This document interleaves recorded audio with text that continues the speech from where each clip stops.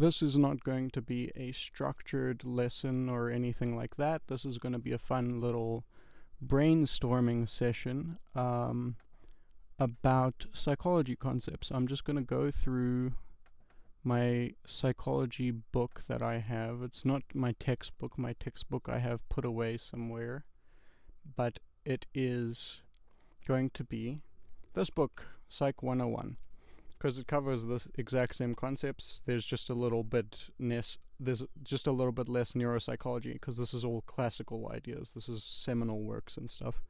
So, to not be boring, let's just get into it. I'm just going to flip to a random page and talk some nonsense. Sigmund Freud, psychoanalysis. Interesting thing about psychoanalysis that I've learned recently has come from watching a show called Couples Therapy. And the therapist, it's a real therapist with real couples, and they have 5 seasons out right now, and each season has like 4 couples that we watch throughout the season, and they do like 10 or 12 sessions with these couples, and that therapist is a psychoanalytic therapist. So they identify relationship patterns. In psychoanalysis, the idea is as we're growing up and as we're developing, we develop attachments to caregivers. That's one of the biggest psychoanalytic ideas.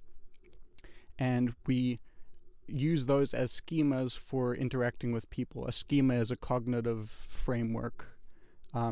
It's like a filter that we apply, we map onto different situations.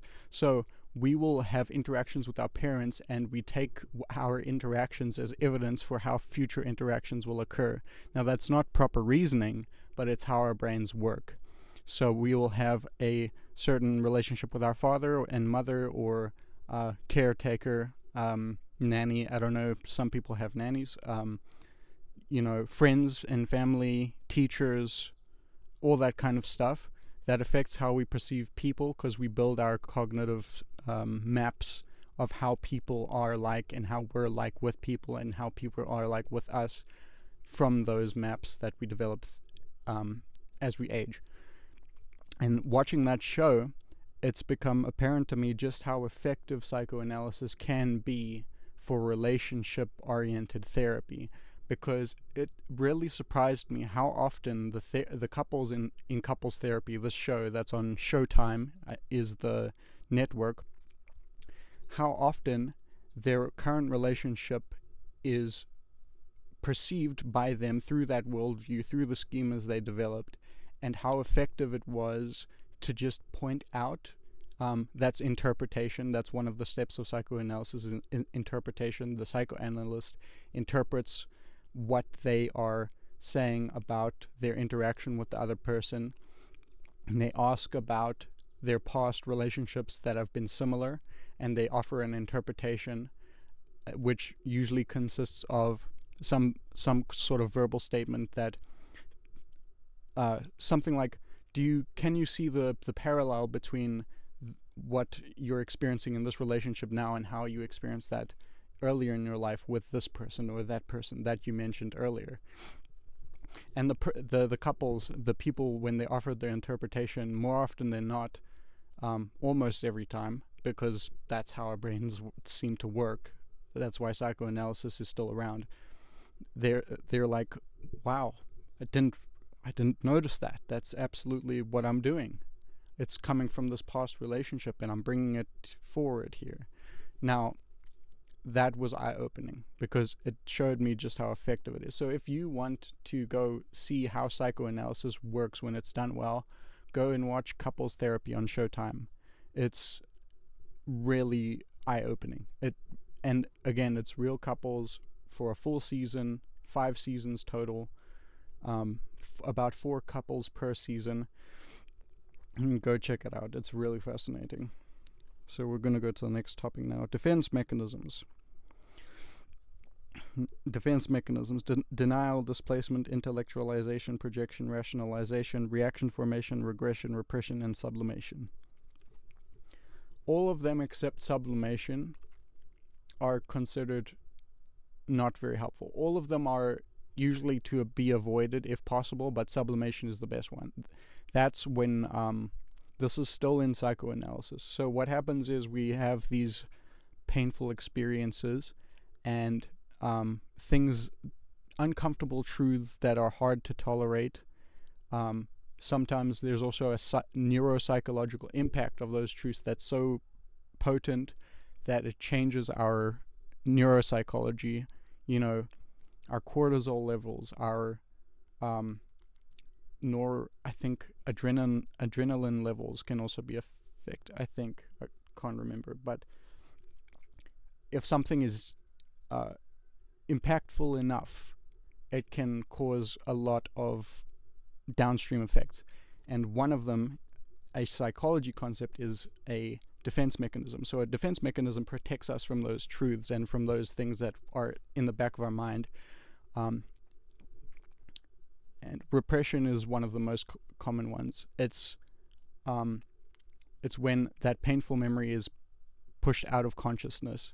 And that's what the psychoanalysts mainly deal with, is repression.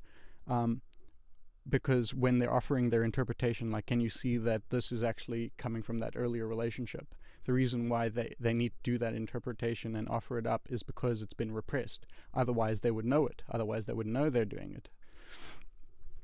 So, and the interesting thing about sublimation is when we channel our uncomfortable truths into some kind of productive activity.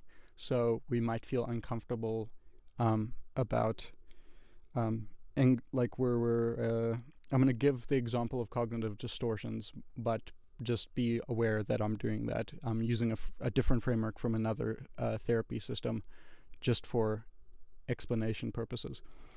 In cognitive behavioral therapy, there are things called cognitive distortions. One of them is mind reading. We assume what the other person is thinking, even though logically we know that it's true that we can't know what they're thinking. And that is it's kind of like a defense mechanism, because you can see how it would reduce your anxiety a little bit, because it's grasping for a certainty it can't have. Whereas the more healthy way of doing things in cognitive behavioral therapy is to replace that thought of what you think is in your mind, like, oh, they're judging me, oh, they're gonna do something bad, I'm in danger because this person thinks this and that. That's mind reading. The more healthy thing is, I don't know what they're thinking and it could be fine. That's a more healthy approach. It has more healthy emotional consequences and it's more rational. In a sense, don't take this too literally, that's kind of like sublimation. So sublimation is like, you feel uncomfortable with something, but you channel it into something that is adaptive. That's the technical term. It's adaptive. It helps you. It's preparing you. It's moving you forward. It's keeping your mind clear. It helps you not make mistakes in your behavior, acting impulsively, stuff like that. Exercise is one thing that people commonly refer to as an example of sublimation. You feel uncomfortable with something feels hurtful, or it upsets you, but you use that kind of mental energy, if I can use that term, by directing it to something that's going to use a lot of cognitive resources to do, and the energy that was going to be put into the original behavior, I don't know, overthinking, repressing, denying, that energy gets rediverted into something else. That's my understanding of it. So it's very interesting to note how that connects to psychoanalysis. And people today do still use defense mechanisms. Psychologists still do use defense mechanisms as a theoretical tool in therapy. Moving on, we have assimilation and accommodation. This is Jean Piaget's theory of cognitive development. When we're presented with new information, we either assimilate it or accommodate our prior ideas to account for it. Because my understanding is because we want to have an accurate perception of the world, so that we can know what to do in the world, because we have to know what the world looks like in order to know how to navigate it and stuff like that. I'll make this the last point of the video because we're on 10 minutes now. Interestingly, accommodation and assimilation, I posted on my Instagram talking about the connection between it and cognitive dissonance, and somebody pointed out that cognitive dissonance seems to be like a driving force for assimilation and accommodation. So first there's the cognitive dissonance of this doesn't align with my worldview, or this is something I didn't know. If it's something you didn't know, you assimilate. If it's something that you